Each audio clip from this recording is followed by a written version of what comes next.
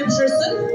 Үйнеге былығып жатыр, андағы ыдыс жуылмаған, еденнің өзі шаң-шаң. Сен күні бойы не істеп жүрсің? Кешіріңіз, апатай. Қазір барлығын тездетіп жинап қоямын. Әрине жинайсың, тездет.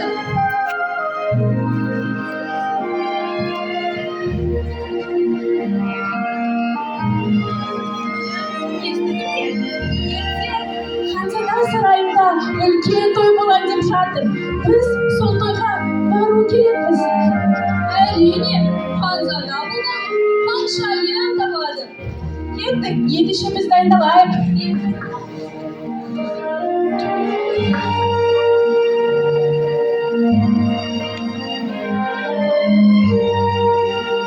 Кешіріңіз, апатай.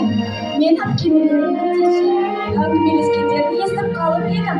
Бүгін хан сарайында үлкен бал болайын деп жатыр екен. Сонда біз бүгін балға барамыз ба? Сен ба? Сонда сен бізбен барамыз деп үміттеніп жатсың ба? Көп армандамай өз ісіңе орал. Түсіндің ба мені?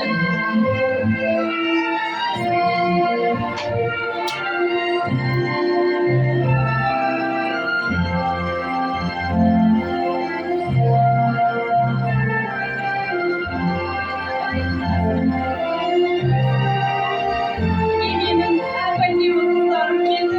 Сендер бүгінгі балда ең әдемі қыздар болуларың керек. Сондықтан сендерге әп-әдемі көйлектер және әп-әдемі шаш үлгілеріңді қарап.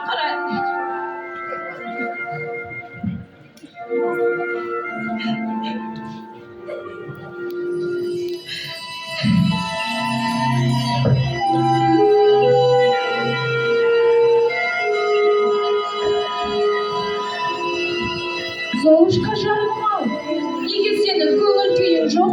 Сені кім ренжітті? Бүгін үлкен хан сарайында бал болайын деп жатыр екен. Ал маған өкінішке орай ол жерге баруға болмайды. Не үшін? Не себеп? Ол жерде көптеген сұлу қыздар әдемі көйлектерімен болады. Ал менде болса көйлек те жоқ. Ой, бұл да мәселе болды ба? Сен білесің ғой, мен сені сиқырлы кіндік шешеммін. Әп-сәтте сені нағыз ханшайымға айналдырамын.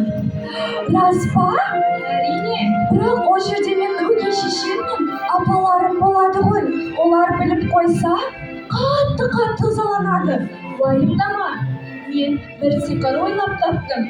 Олар сені бұл мерейторда ешқашан танымайды. Қазір Салакадула, Мерчикабул, Бибиди-бабиди. Салакадула, Бибиди-бабиди-бум.